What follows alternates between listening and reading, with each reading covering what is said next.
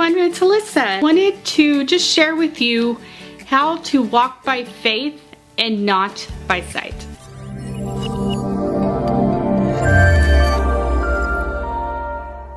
Walking by faith and not by sight. You are putting your complete trust in God. And you're not looking at what things look like around you. You're not looking at the natural. Your eyes are on God and you're staying focused onto what He has you to do. You have to put in the effort. You have to put in the work. It's going to take work. It's not easy to walk by faith. And God never said that it would be easy. It's not a cakewalk. You have to trust God completely, surrendering completely. And you have to keep your eyes on Him. Write down your vision. In Habakkuk 2 and 3, I think it is, it says to write the vision down and make it plain. Write your vision down. Write down your goals. I keep mine on my whiteboard, or I'll put it in my planner. Pray. After you write down the vision, after you write down your dream, you pray. You pray about what steps or what God will have you do. And it requires obedience. Prayer and obedience. God may have you work at a particular job, or God may have you start a business in order to make your ultimate dream come true. There are always steps to take. If you're going to school, or if you are believing God to further your education, and it doesn't look like on the natural that you can go, look into the school that you want to go to, apply for it, and take those steps in faith. You're taking those steps in faith, and you're not looking at what things look like, in the natural. You're hanging on to what you believe that God has told you to do.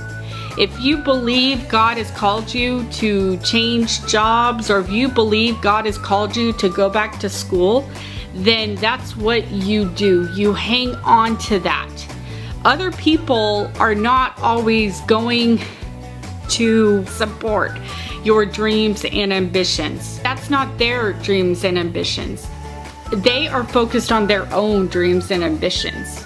You focus on yours, and you do what you feel is right. If you want to go back to school but you can't afford it, there are scholarships available. There are grants available. There is a work study. Walking by faith and not by sight requires work. It's going to require you to put in effort. Sometimes it is blood, sweat, and tears, and it's not always a cakewalk, because you're ignoring what things look like on the natural, and you're going forward with what you believe that God has asked you to do. And people are not going to understand. You can't expect them to understand. Just know what God has asked you to do, and you pray and you obey and you put in the work. You put in the effort. If you have a dream to buy a house, then you put in the work and the effort to buy that house. And whatever God has you to do, it all comes back to prayer and obedience.